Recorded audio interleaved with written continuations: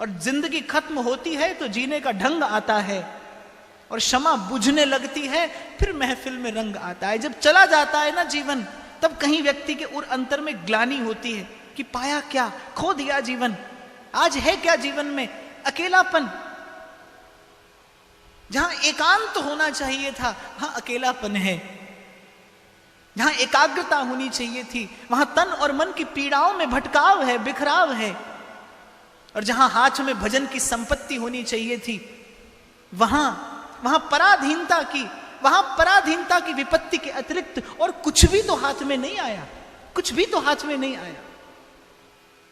संत कहते हैं बड़ी सुंदर बात कि न बिना प्रीत के मानवा कहीं ठौर न पावे, 3 लोक 14 भुवन ये प्रेम कहूं ध्रुव नाए। कि अटल सत्य है कि बिना प्रीत के मानवा कहीं ठौर न पावे, पे प्रीत वाई से कीजिए जो ओढ़ निभावे।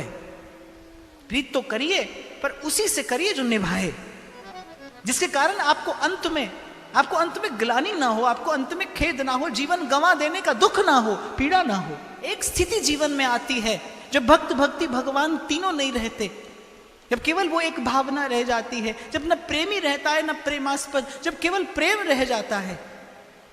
एक मनुष्य का जीवन पाकर यहां तक की यात्रा भी संभव है, ये मीरा का जीवन चरित्र कहता है।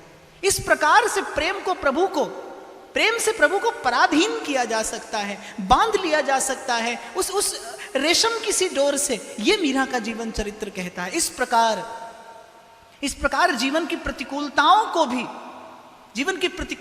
को भी कृष्ण की कृपा से प्राप्त दृष्टि से देखकर उत्सव का रूप दिया जा सकता है, आनंद का रूप दिया जा सकता है। प्रतिकूलता जीवन में तप तेज यश का कारण हो सकती है, ये मीरा जी का चरित्र कहता है कि वस्तुतः प्रभु का प्राकट्य तभी प्राकट्य है, वस्तुतः उत्सव तभी उत्सव है जब आपके मेरे हृदय में विश्वास के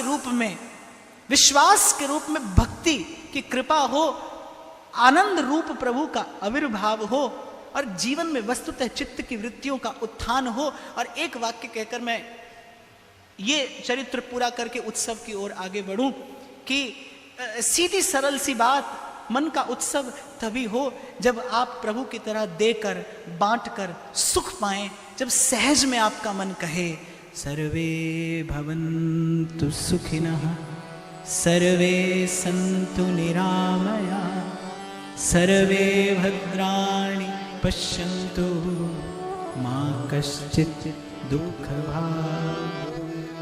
श्री राधा वल्लभ लाल की, श्री